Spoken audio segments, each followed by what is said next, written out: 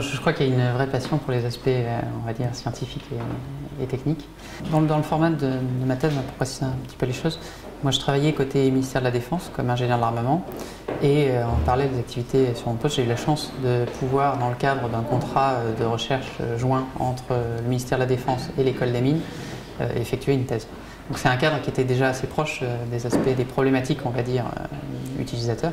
Pour moi, la thèse, c'est un peu le seul cadre dans lequel on a des problématiques à résoudre et on peut prendre le temps de les résoudre vraiment en profondeur. On n'a pas la contrainte temporelle de court terme qu'on va retrouver sur des projets, qui est un peu une contrainte liée à la partie économique.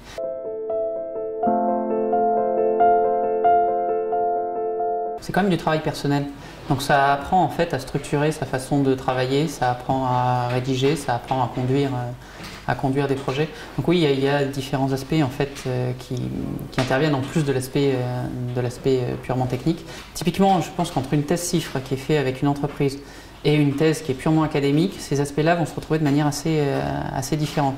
Et le type de culture qu'on va en retirer est aussi différent. Pour le cadre que moi j'ai plus vu, qui ressemble plus à un cadre de thèse avec un industriel, la clé, ça reste quand même pour moi ce côté acquérir dans un environnement qui est favorable, une expertise scientifique et technique dans un domaine poussé à un niveau qu'on n'arrivera pas à avoir sinon. C'est une formation en fait.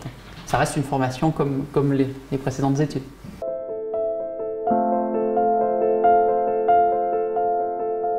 Alors je pense que la première chose, c'est de savoir un petit peu ce qu'ils ont envie de faire. Quelque part, pour moi, les ingénieurs qu'on voit qui passent par des formations grandes écoles, ils ont été recrutés, sélectionnés sur des vraies compétences techniques et après qui relèvent plus finalement d'une sélection. Après, derrière, il y a ce qu'ils ont envie de faire et ce qu'ils aiment faire.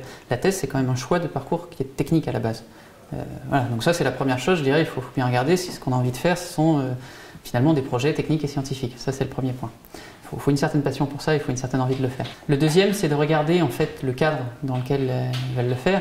Est-ce que le but, c'est de poursuivre des travaux théoriques, d'un côté dans un environnement de laboratoire, ou est-ce que c'est de travailler sur des problématiques d'entreprise, un peu comme ils travailleraient finalement dans le cadre d'un premier poste, si ce n'est qu'ils sont focalisés sur une seule chose, c'est leur projet de recherche. Donc c'est un cadre qui est extrêmement privilégié pour travailler sur des projets, avec un environnement qui est pour moi l'un des meilleurs qu'on peut trouver, avec d'un côté les moyens de l'entreprise et on va dire les compétences complémentaires de l'entreprise et de l'autre côté un appui scientifique du labo.